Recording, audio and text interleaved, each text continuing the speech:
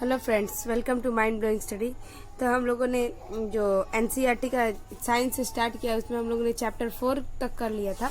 मतलब कि चैप्टर 3 हम लोग कर रहे थे, ठीक है। तो चैप्टर 3 तो हमारा कंप्लीट हो गया था, चैप्टर 4 कर रहे थे। तो चैप्टर 4 में भी 1 पार्ट हो गया था। तो इसमें थोड़ा सा समझ लेते हैं क्या कहता है। तो इसमें था धातु किसे कहता है, अधातु। धातु अधातु के बारे में पढ़ा था हम लोगों ने। तो धातु किसे कहते हैं, तो जो क्या हो, कठोर हो, जिसमें अपनी चमक हो, ठीक है। और क्या क्या था, तो जो तन्य हो, ठीक है, और आघात वर्धनीय हो, ये सब क्वालिटी किसकी होती है, तो धातु की होती है। और अधातु का जस्ट इसके विपरीत होता है, जिसमें तन्यता ना हो, आघात वर्धनीय ना हो, मतलब कि उसको पीट के एक पतली सीट में नहीं बदला जा सकता वो, ठीक है। तो ये सारी चीज़ें हम लोगों ने पढ़ लिया था। अब हम लोग क्या पढ़ना था कि धातु, और हम लोग क्या पता धातु और अधातु के क्या था, धातु और अधातु के ऑक्साइड कैसे कैसे होते हैं। तो हम लोग ने पढ़ा था कि जो धातु होती है उनके ऑक्साइड कैसे होते हैं, क्षारीय प्रवृत्ति के, और जबकि अधातु के ऑक्साइड कैसे होते हैं, अम्लीय प्रवृत्ति के। ये सारी चीज़ पढ़ ली थी। एक चीज़ ये भी पढ़ा था हम लोगों ने कि अभी तक हम लोग ने जाना था क्या कि जो धातु होती है उनकी जो धातु होती है वो कैसी होती है, कठोर होती है। जबकि अपवाद में हम लोग ने पढ़ा था कि पोटेशियम और सोडियम एक ऐसा धातु है जो कि क्या होता है, इतना मुलायम होता है कि उसे हम चाकू से भी काट सकते हैं। ये पढ़ा था। और पढ़ा था क्या कि धातु जो होती है कठोर होती है, लेकिन पारा एक ऐसा धातु है जो कमरे के ताप पर द्रव की स्थिति में होता है। तो ये सारी चीज़ें हम लोग ने क्या कर लिया, कंप्लीट कर लिया। अब थोड़ा सा आगे आते हैं। आगे आने से क्या था कि हम लोगों को ये सारी चीज़ें तो हम लोगों ने क्या की थी, पढ़ लिया था। तो फिर भी यहाँ से पढ़ते हैं, ठीक है। ये सारी चीज़ें तो हो गई थी। ये पढ़ना है क्या कि जल के साथ अभिक्रिया, धातु को और अधातु के जल के साथ अभिक्रिया कराएंगे तो हमें क्या क्या प्राप्त होगा, ठीक है। तो देख कह रहा है कि आइए देखिए धातु और अधातु किस प्रकार जल से अभिक्रिया करते हैं। तो धातु और अधातु किस प्रकार से जल के साथ अभिक्रिया करते हैं। क्या सोडियम बहुत अधिक अभिक्रियाशील होता है, यह ऑक्सीजन और जल के साथ अत्यंत तीव्र अभिक्रिया करता है। तो जो सोडियम होता है वो क्या होता है, बहुत अधिक अभिक्रियाशील धातु है, ऑक्सीजन के साथ और जल के साथ अत्यधिक तीव्र से अभिक्रिया करता है। कह रहा है कि अभिक्रिया में बहुत अधिक ऊष्मा, जब ये अभिक्रिया करता है तो बहुत अधिक ऊष्मा उत्पन्न होती है, इसलिए यह मिट्टी के तेल में संचित करके रखा जाता है। तो ये चीज़ आपको ध्यान रखना है कि सोडियम एक ऐसा धातु है जो कि क्या जल और ऑक्सीजन के साथ अभिक्रिया करता है बहुत तीव्रता से, और इसमें फट से ऊष्मा, बहुत अत्यधिक ऊष्मा निकलती है, इसीलिए इसको हमेशा किस में रखा जाता है, तो केरोसिन के या फिर मिट्टी के तेल में इसे संचित करके रखा जाता है। ये हो गई थी। और हम लोग का अब यहाँ पे पढ़ा है, यहाँ पे पढ़ना हम लोगों को कि आपने देखा कि सोडियम जल के साथ अभिक्रिया करता है। कुछ अन्य धातु ऐसा नहीं करते हैं। उदाहरण के लिए आयरन जल से धीमी अभिक्रिया करता है। तो सारी धातु ऐसा नहीं करती हैं। ऐसा नहीं है कि जितनी भी धातुएं हैं सारी धातुएं जल के साथ जल्दी से अभिक्रिया कर ले, तो सबके साथ ऐसा नहीं होता है। सोडियम एक ऐसा धातु है जो जल के साथ तीव्रता से अभिक्रिया करता है, जबकि आयरन जो होता है वो जल के साथ धीमे गति में अभिक्रिया करता है। सामान्यतः अधातु जल से अभिक्रिया नहीं करते। तो सामान्यतः ये चीज़ आपको ध्यान रखना है क्या कि जो अधातुएं होते हैं वो क्या करते हैं, जल के साथ अभिक्रिया नहीं करते हैं, यद्यपि वे वायु में बहुत सक्रिय हो सकते हैं। इस प्रकार के अधातुओं को जल में रखा जाता है। तो जो अभी हम लोगों ने पढ़ा कि अधातुएं जल के साथ अभिक्रिया नहीं करती है और वायु के साथ अभिक्रिया कर जाती है, इसीलिए उसको सामान्यतः कहाँ रखा जाती है, उसको रख दिया जाता है जल में। उदाहरण के लिए फास्फोरस एक सक्रिय अधातु है। तो जो फास्फोरस है वो कैसा है, वो सक्रिय अधातु है। वायु में खुला रखने पर इसमें आग पकड़ लेता है, इसलिए फास्फोरस को वायुमंडलीय ऑक्सीजन के संपर्क न आए, इसलिए उसे जल में डुबा के रखा जाता है। तो एक चीज़ आप लोगों ने देखा क्या, सोडियम जो क्या था, जल के साथ अभिक्रिया कर रहा था ऑक्सीजन के साथ, तो उसको केरोसिन में डाल के रखा गया था, वो क्या था, धातु। जबकि फास्फोरस क्या है, एक अधातु है। फास्फोरस अधातु है और ये क्या होता है, ये बहुत सक्रिय अधातु है जो कि वायु में खुला छोड़ दिया जाए तो उसमें आग पकड़ लेता है। इसलिए क्या किया जाता है, इसको वायुमंडल के संपर्क में ना है, इसलिए इसको जल में डुबा के रखा जाता है। किसको, फास्फोरस को। आगे आते हैं, कह रहा अम्ल के साथ अभिक्रिया कैसे करते हैं धातु और अधातु। कह रहा कि आइए देखें कि धातु और अधातु अम्ल के साथ किस प्रकार व्यवहार करते हैं। यहाँ पे दिया हुआ सावधानी की परख नली के मुंह को अपने चेहरे से दूर रखिए, परख नली पकड़ने के लिए परख नली होल्डर के साथ प्रयोग करें। तो यहाँ पे दिया हुआ जो परख नली जो आप यूज करें, तो कभी भी एक्सपेरिमेंट करें तो परख नली का मुंह अपने मुंह के पास न रखें, नहीं तो उसके साथ अगर कुछ भी अभिक्रिया करेगी तो आपको हानि हो सकती है। तो ये सारी चीज़ें दी हुई है। यहाँ पे दिखा हुआ है कि नमूने पृथक परख नली ए में, यहाँ पे देखिए यहाँ पे दिया हुआ है ABCD सारी धातु और अधातु लिए हुए, मैग्नीशियम, एल्यूमिनियम, आयरन, कॉपर, फिर लकड़ी और कोयला, ये सारी क्या है धातु और अधातु है। मैग्नीशियम आपको पता चले क्या है धातु, एल्यूमिनियम भी धातु, आयरन भी धातु, कॉपर भी धातु, लकड़ी और कोयला अधातु है, सल्फर भी क्या है अधातु है। ठीक है, अब क्या करें, तनु हाइड्रोक्लोरिक अम्ल के साथ अभिक्रिया कराना है। फिर कह रहा है एक बार समान ताप पे करना है, वो गर्म करने पर, उसके बाद तनु सल्फ्यूरिक अम्ल के साथ करना है, इसका फिर से अभिक्रिया करना है। एक हाइड्रोक्लोरिक अम्ल के साथ करना है, तो एक है सल्फ्यूरिक अम्ल के साथ करना है। ठीक है, तो ये सारी अभिक्रिया की दी हुई है। अब हम क्या करते हैं, क्या धातु और अधातु अम्ल से भिन्न भिन्न प्रकार की अभिक्रिया करते हैं। कह रहे परख नली के मुंह के पास जलती हुई माचिस की तीली लाने पर कुछ में पॉप ध्वनि की उत्पन्न होती है। तो जैसे ही हम क्या करेंगे कि जो परख नली है उसके मुंह के पास एक माचिस की तीली लगाएंगे तो वो क्या करेगा, पॉप की ध्वनि उत्पन्न करती है। ऐसा क्यों होता है, कह रहा है कि आपने पाया कि अधातुएं सामान्यतः अम्ल के साथ अभिक्रिया नहीं करती है। तो ये हम लोगों ने पाया क्या, अभिक्रिया करेंगे तो हमें पता चल जाए कि जो अम्ल धातु है वो, जो अधातु है वो अम्ल के साथ अभिक्रिया नहीं करती है। वो किसके साथ अभिक्रिया करेगी, तो क्षार के साथ अभिक्रिया करेगी। ठीक है, और परंतु अम्लों की अभिक्रिया करती है और हाइड्रोजन गैस उत्पन्न करती है। यहाँ पर कह रहा है कि अधातुएं सामान्यतः अम्लों के साथ अभिक्रिया नहीं करती है, परंतु धातु जो होती है वो अम्ल के साथ अभिक्रिया करती है और हाइड्रोजन गैस मुक्त करती है। तो जो हम लोगों ने पढ़ा कि जो अधातु है वो किसके साथ अभिक्रिया नहीं करेगी, तो अ से अधातु, अ से अम्ल, तो अधातु अम्ल के साथ अभिक्रिया नहीं करेगी। जबकि जो धातुएं होती है वो किसके साथ अभिक्रिया करेगी, तो अम्ल के साथ अभिक्रिया करेगी। ठीक है, कह रहा है जो पॉप की ध्वनि के साथ जलती है वही जब हाइड्रोजन गैस निकलता है तो वो क्या हो जाता है उसमें से, तो जो अधातुएं होती है हम लोगों ने पढ़ कि अधातुएं क्या होती है, अधातुएं अम्ल के साथ अभिक्रिया नहीं करती है, जबकि धातुएं जो होती है अम्ल के साथ अभिक्रिया करती है। जब ये धातु अम्ल जो धातु के साथ अभिक्रिया करती है तो क्या होती है, हाइड्रोजन गैस मुक्त करती है। और यही हाइड्रोजन गैस जब हम माचिस की तीली के पास लाते हैं तो वो क्या करती है, पॉप की ध्वनि उत्पन्न करती है।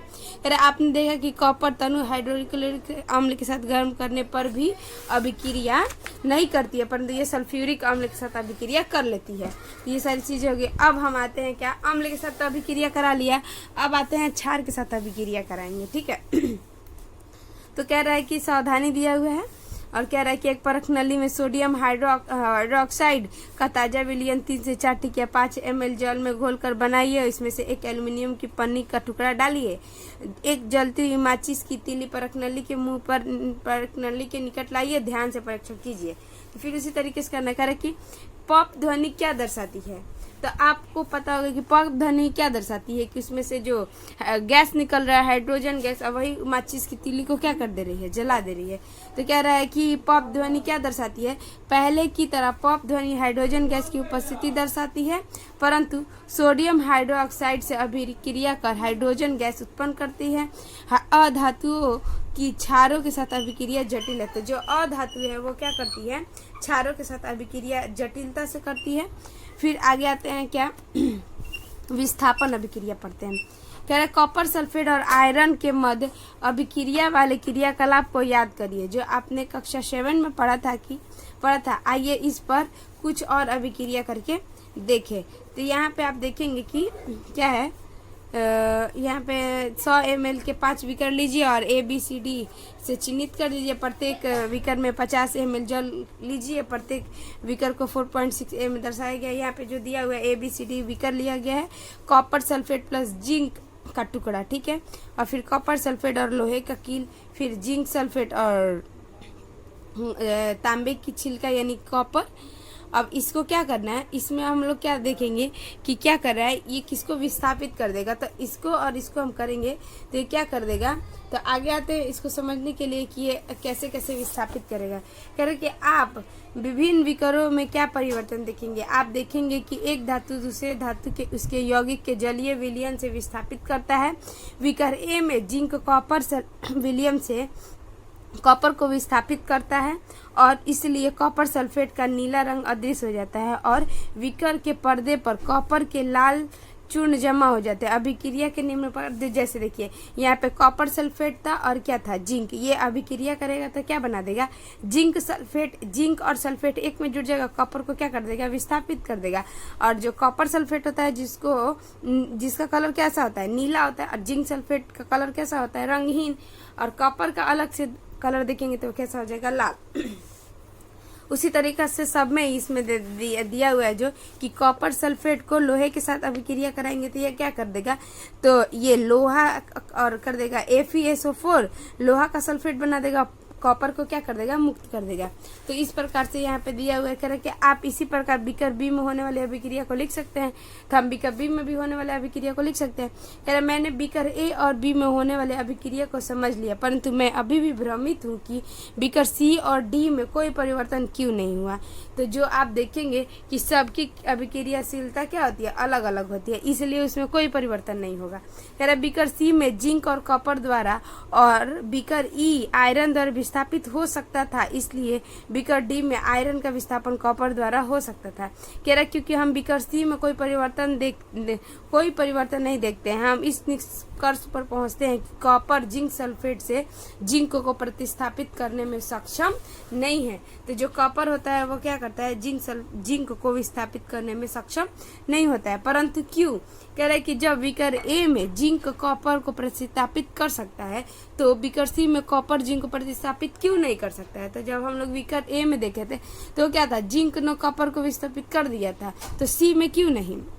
याद रखिए कि विज्ञान मनमाना नहीं होता है, यह तथ्यों पर आधारित और निश्चित नियमों का पालन करता है और यह नियम यह है कि जिंक कॉपर और आयरन से अधिक अभिक्रियाशील होता है।